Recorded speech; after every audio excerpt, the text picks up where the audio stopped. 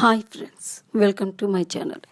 ఇంతకుముందు మహాభారతం కథలో దుర్యోధనుడు మత్స్యయంత్రాన్ని కొట్టాలని చూసి భంగపాటు పడతాడు. అంతవరకు చెప్పుకున్నాం కదా అండి. ఇంకా కథలోనికి ముందుకు వెళ్ళేటప్పుడు తప్పకుండా సబ్స్క్రైబ్ చేసుకోండి.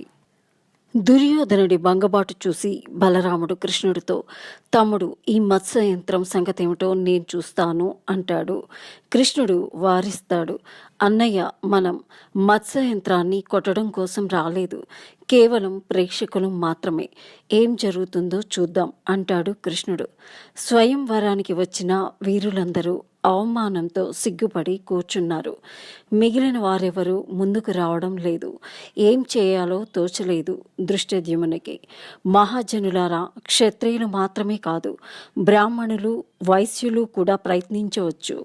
మీలో ఎవరైనా వీరులుంటే వచ్చి మత్స్యయంత్రాన్ని ఛేదించవచ్చు అంటాడు దృష్టద్యుమ్నుడు. బ్రాహ్మణ సమూహంలో అప్పటి వరకు వేచి ఉన్న అర్జునుడు అన్న అనుమతితో ముందుకొస్తాడు. ధనుర్బాణాలకు నమస్కరించి బాణం ఎక్కుపెట్టి అవలీలగా మత్స్యయంత్రాన్ని ఛేదిస్తాడు అర్జునుడు.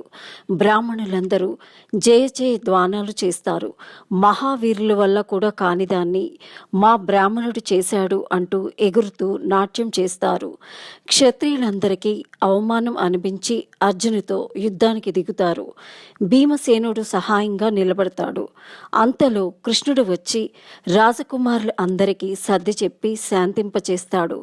మత్స్యయంత్రాన్ని ఛేదించి అక్కడ నిలుచున్నది అర్జునుడేనని కృష్ణునికి తెలుసు.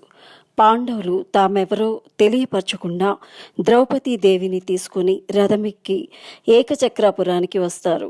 అప్పుడు ఆ సమయంలో కుంతీదేవి వంట ఇంట్లో ఉంటుంది. పాండవులు ద్రౌపదితో సహా ఇంటి బయటనే నిల్చుని ఉంటారు.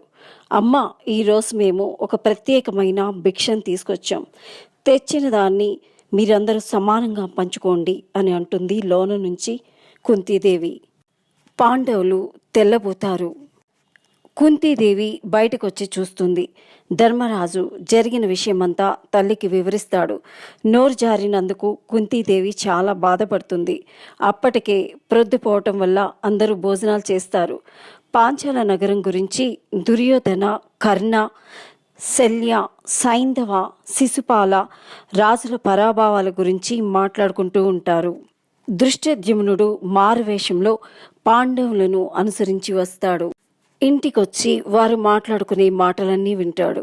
వీరు పాండవులే కానీ బ్రాహ్మణులు కాదని తెలుసుకొని వెళ్ళి ద్రుపదునికి విషయమంతా చెప్తాడు. ద్రుపదుడు మహా ఆనంద భరితుడవుతాడు. మర్నాడు దాసీ జనాన్ని తీసుకొచ్చి పురోహితుల్ని వెంట పెట్టుకుని ఏకచక్రాపురానికి వచ్చి పాండవులను గౌరవపూర్వకంగా పాంచాల నగరానికి తీసుకువస్తాడు. ద్రౌపదిని శాస్త్రయుక్తంగా అర్జునుకిచ్చి పెళ్లి చేయటానికి సుముహూర్తం నిర్ణయిస్తాడు. ధర్మరాజుతో ఈ విషయాన్ని చెప్తాడు. అప్పుడు ధర్మరాజు, ద్రుపదరాజా, మా అమ్మ కుంతీదేవి ద్రౌపదిని 5 కలిసి సమంగా పంచుకోమని చెప్పింది. ఆమె ఈ మాట ఎందుకన్నదో మాకు తెలియదు. అమ్మ మాటంటే మాకు దైవవాక్యం. దైవాన్ని అయినా ఎదిరిస్తాం కానీ మా అమ్మని ఎదిరించం. వివాహానికి ముందుగా మీరు మా అమ్మను సంప్రదించండి అంటాడు. ధర్మరాజు మాటలకు తలపట్టుకుంటాడు ద్రుపదుడు. నాయనా ధర్మరాజా, లోక విరుద్ధంగా ఒక స్త్రీని 5 పంచుకోవటం ఏమిటి? రాజలోకమంతా నవ్వుతారు. ఒక పురుషునికి 100 భార్యలు ఉంటారేమో కానీ ఒక స్త్రీకి 5 భర్తలు ఉండటం అనేది లోక విరుద్ధం కాదా? ద్రుపదుడు సందిగ్ధంలో పడతాడు. అంతలో వ్యాస మహర్షి అక్కడికి వస్తాడు. అందరూ ఆయనకు పాదాభివందనం చేస్తారు. ద్రుపదుడు ద్రౌపది వివాహ సమస్యను వ్యాసునికి వివరిస్తాడు. అప్పుడు వ్యాసుడు, ద్రౌపదీదేవి గత జన్మ వృత్తాంతం చెప్తాను విను అంటూ ద్రౌపది పూర్వజన్మ వృత్తాంతం చెప్పడం మొదలు పెడతాడు. ఇంకా మహాభారతం కథలోనికి ముందుకు వెళ్ళేటప్పుడు తప్పకుండా లైక్ చేయండి, షేర్ చేయండి, సబ్స్క్రైబ్ చేయండి. Thank you.